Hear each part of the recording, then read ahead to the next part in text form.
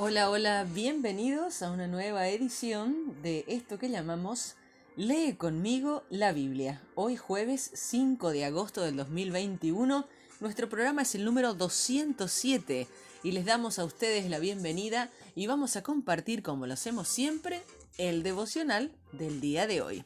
¿Me acompañan?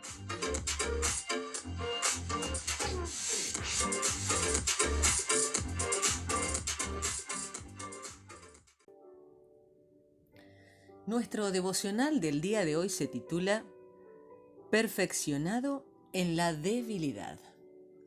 La debilidad y el miedo y el temblor tienen un lado bueno, pero también un lado malo.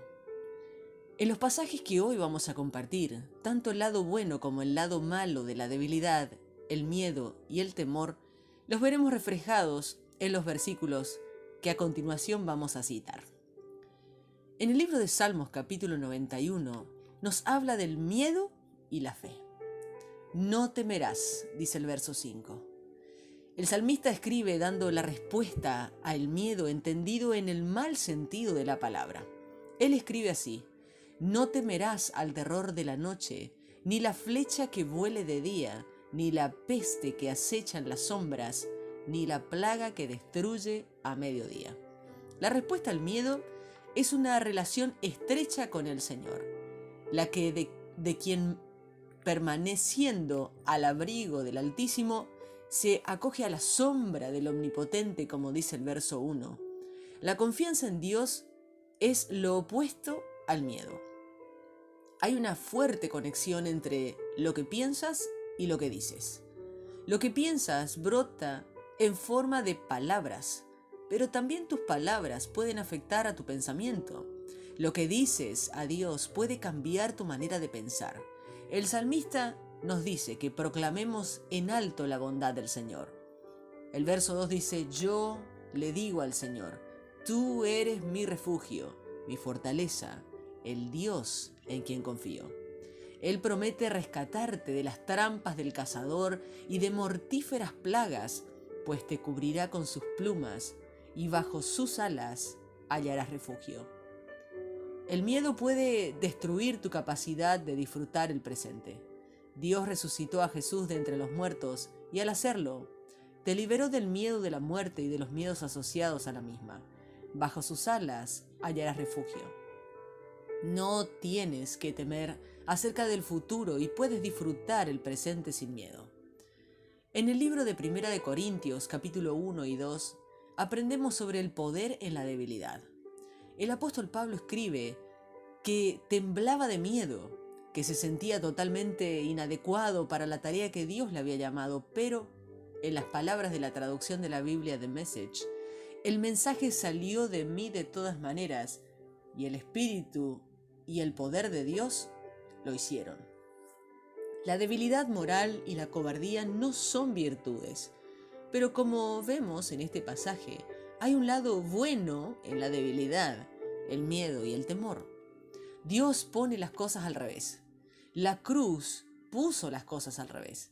El mensaje de la cruz es una locura para los que se pierden, en cambio, para los que se salvan, es decir, para nosotros, este mensaje es poder de Dios.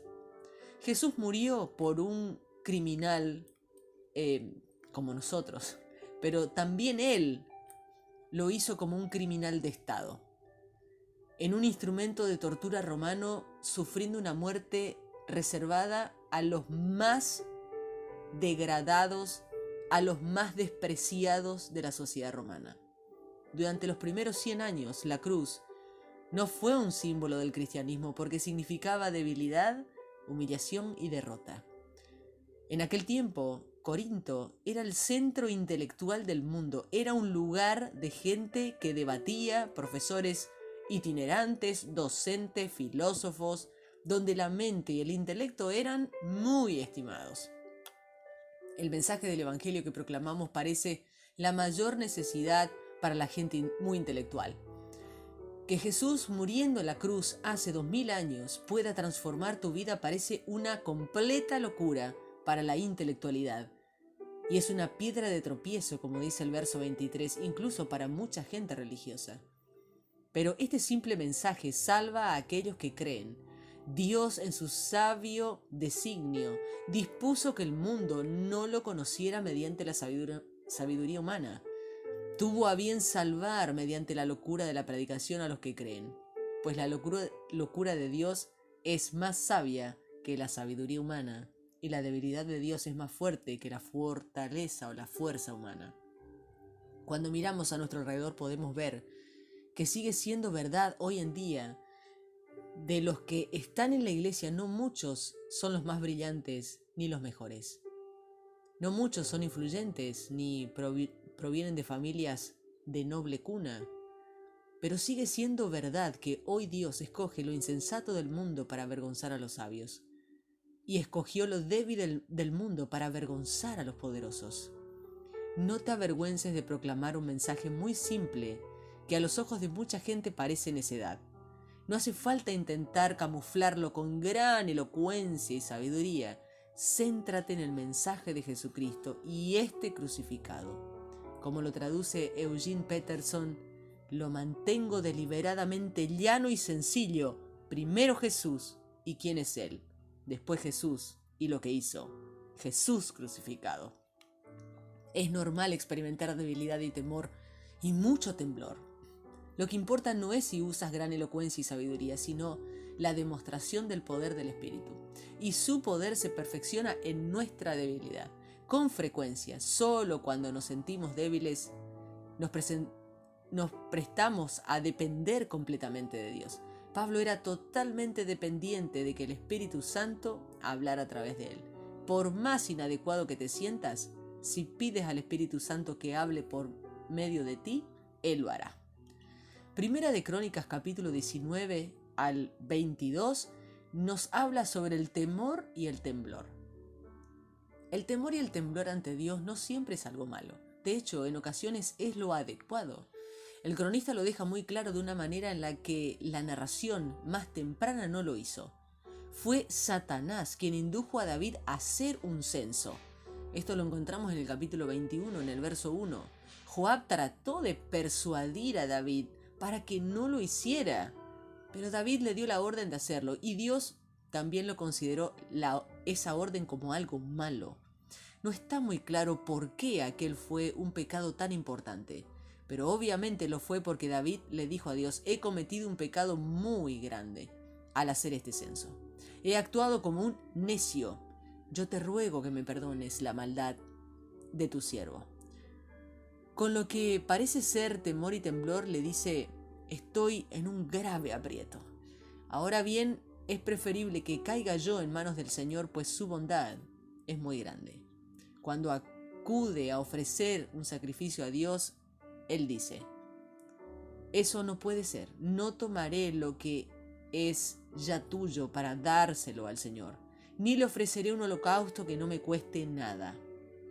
Te lo compraré, todo por su verdadero precio. Clamó al Señor, y éste respondió con fuego del cielo. Comenzamos nuestra lectura en el libro de Salmos, capítulo 91, versos 1 al 8. El que habita a la sombra del Altísimo se acoge a la protección del Todopoderoso. Yo le digo al Señor: tú eres mi refugio, mi fortaleza. Dios mío, confío en ti. Dios te salvará de los peligros escondidos y de las enfermedades peligrosas, pues te protegerá con sus alas y bajo ellas hallarás refugio. Su fidelidad será tu escudo y tu muralla protectora. No te atemorizará el peligro de la noche, ni las flechas que se lanzan en el día, tampoco la plaga que anda en la oscuridad, ni el destructor que llega en plena luz del día. 1000 caerán muertos a tu diestra y 10.000 a tu derecha, pero a ti no te sucederá nada. Solo fíjate y verás que los perversos recibirán su merecido. Primera de Corintios capítulo 1 versos 18 al 31.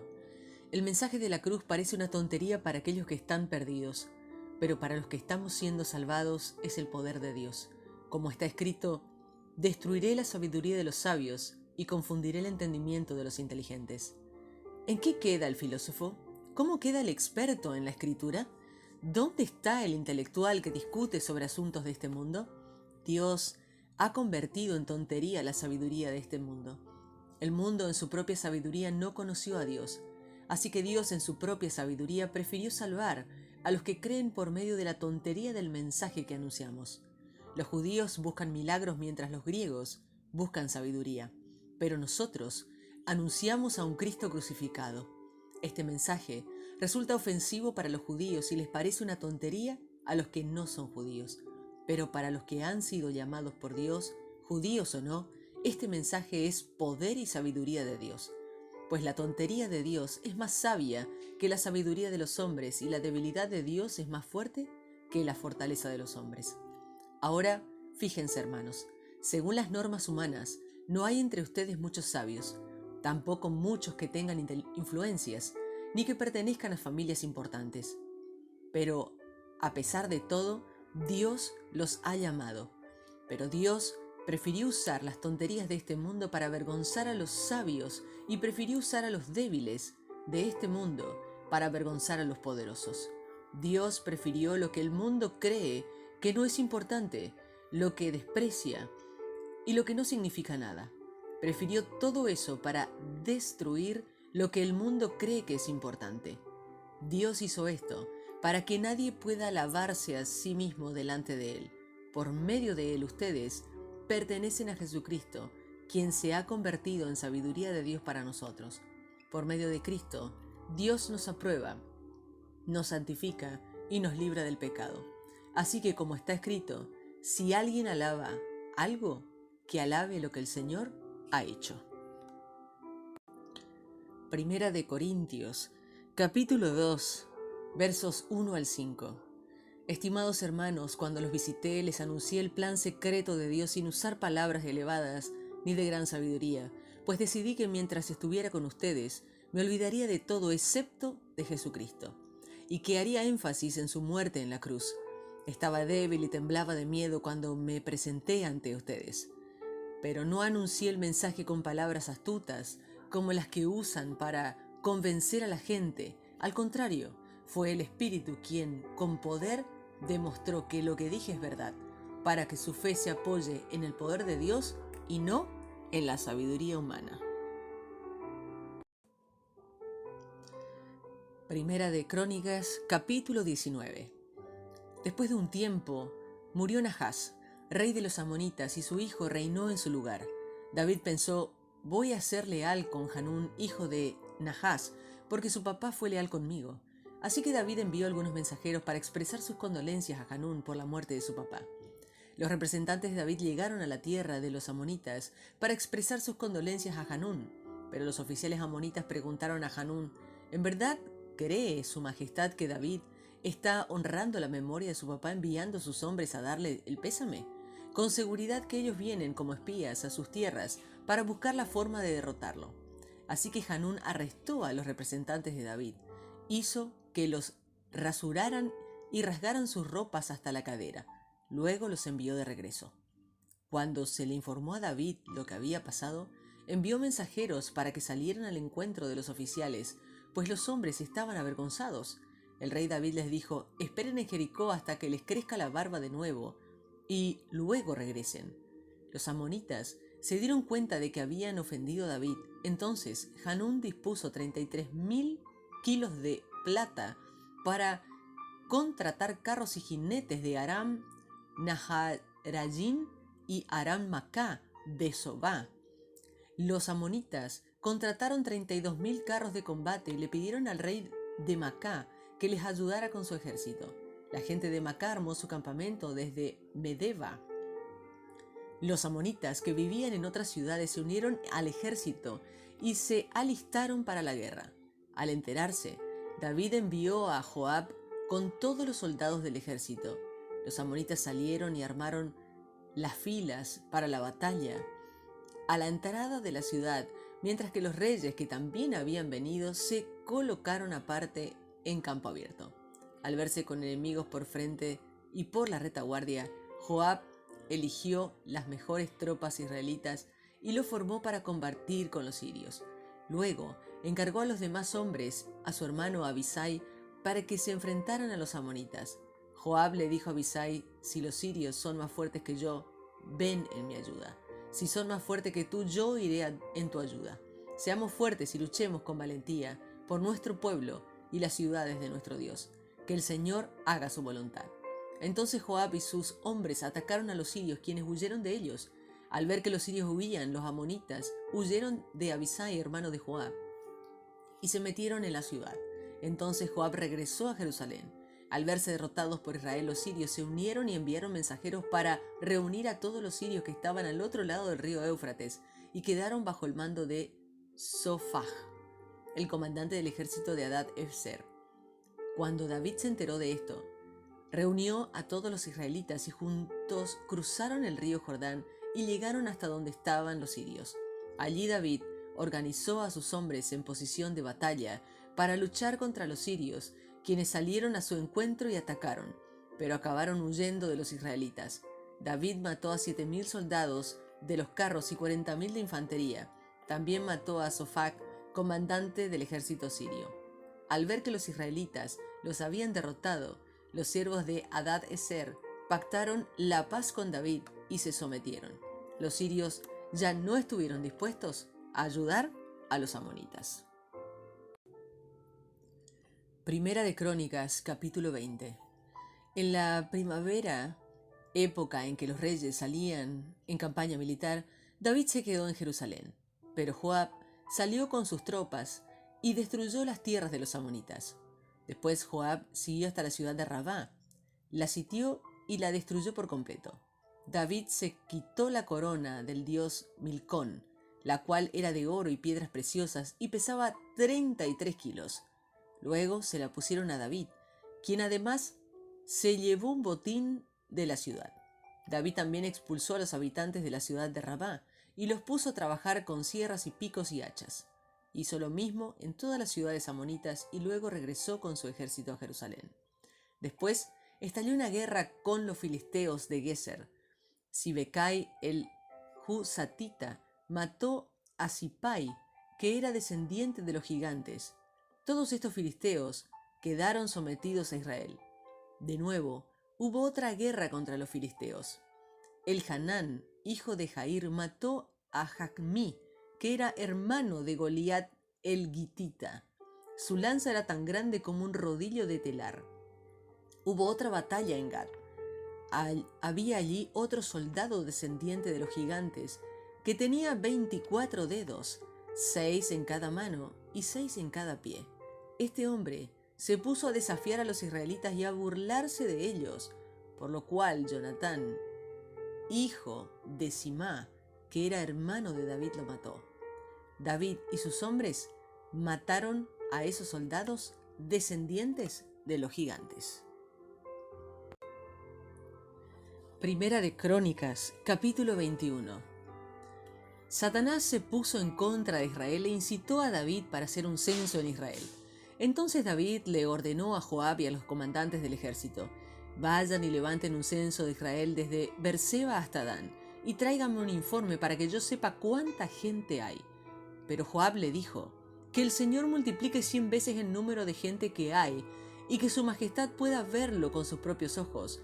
Pero majestad, ¿qué importancia tiene saber cuántos hay si todos son sus siervos? ¿Por qué va a provocar su majestad un motivo de culpa para Israel? Sin embargo, el rey se mantuvo enérgico en la orden. Así que Joab fue a hacer el conteo por toda la tierra de Israel y regresó a Jerusalén. Joab le entregó el resultado del censo a David. Había en todo Israel 1.100.000 hombres que podían pelear a espada, y 740.000 en Judá. Joab no estaba de acuerdo con la orden del rey, y por eso no contó a la gente de la tribu de Leví ni de Benjamín. Dios también se molestó con esa orden del rey y por eso castigó a Israel. David le dijo a Dios: he cometido un gran pecado. He sido tonto, te ruego que me perdones.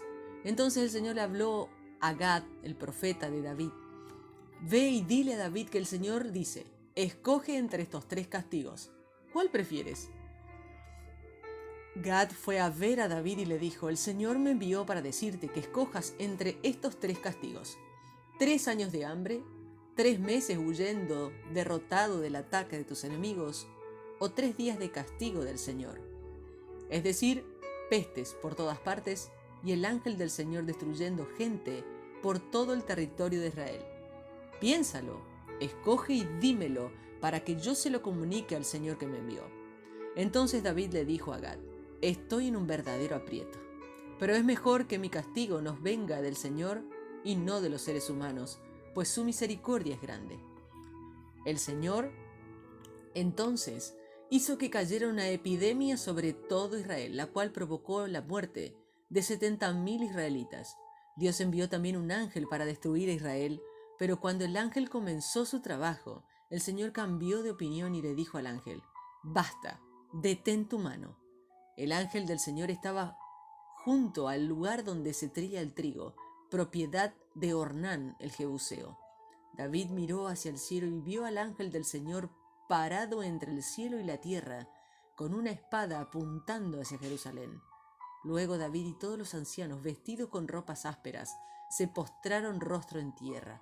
David le dijo a Dios: yo fui el que ordenó el censo. El que pecó y actuó perversamente fui yo. Esta gente solo hizo lo que le ordené. Solo me siguieron como ovejitas. No hicieron nada malo. Señor mi Dios, que tu castigo caiga sobre mí y la familia de mi papá, pero te ruego que la epidemia no se extienda más sobre el pueblo. Entonces el ángel del Señor le dijo a Gad que le dijera a David que fuera y construyera un altar para el Señor en el lugar donde se trilla el trigo, propiedad de Ornán el Jebuseo. Así que David fue e hizo lo que Gad le había dicho en el nombre del Señor. Ornán estaba trillando el trigo con sus 4 hijos cuando vio al ángel, y sus 4 hijos fueron a esconderse. Ornán vio que David venía acercándose y salió del lugar para postrarse ante él. David le dijo a Ornán: véndeme el lugar donde trillas tu trigo, para que yo pueda hacerle un altar al Señor. Véndemelo al precio justo, para que así se termine la epidemia que ataca al pueblo. Ornán le dijo: tómelo, que el Señor mi rey haga lo que crea más conveniente. Mire, yo ofrezco mis bueyes para sacrificios, los maderos los doy para la hoguera y el grano para las ofrendas. Yo le entrego todo. Pero el rey David dijo nuevamente a Ornán: no, yo te compro el lugar al precio justo, porque no voy a ofrecer al Señor algo que te pertenece, ni tampoco le voy a ofrecer sacrificios que no me cuesten nada. Así que David le pagó a Ornán el equivalente a 600 monedas de oro por el lugar. Allí David construyó un altar para el Señor y le presentó sacrificios que deben quemarse completamente y ofrendas de paz. David llamó al Señor y en respuesta le envió fuego sobre el altar de los sacrificios. El Señor le dio una orden al ángel que guardara su espada. David vio que el Señor le había respondido en el lugar en que Ornán el Jebuseo trillaba el trigo y le ofreció sacrificios. La carpa sagrada del Señor que Moisés había construido estaba en el santuario sobre Gabaón, y allí también estaba el altar de los sacrificios que deben quemarse completamente. Pero David no pudo ir a ese lugar a pedir ayuda a Dios, porque quedó atemorizado al ver la espada del ángel del Señor. Primera de Crónicas, capítulo 22, versículo 1. Así que David dijo: aquí quedará el templo del Señor Dios y el altar donde Israel ofrecerá el sacrificio que debe quemarse completamente.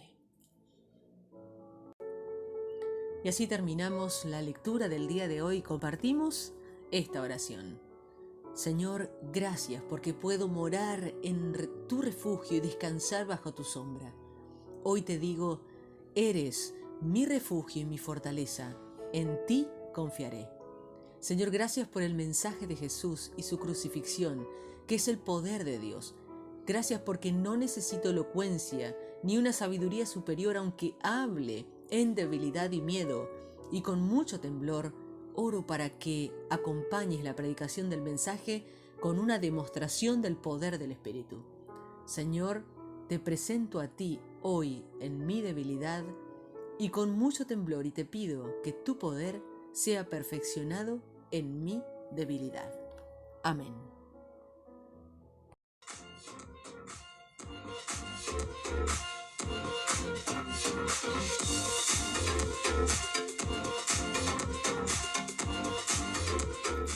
punto final para nuestra edición de hoy, jueves 5 de agosto del 2021.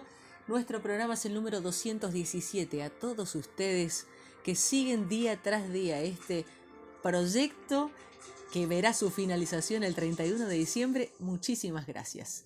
Esperamos continuar avanzando en nuestro leer, en nuestro aprender, en nuestro despertar cada día junto a la palabra de Dios. Un fuerte abrazo para todos, muchas bendiciones y nos volveremos a encontrar solo si Dios quiere mañana en otra edición de Lee conmigo la Biblia. Bendiciones.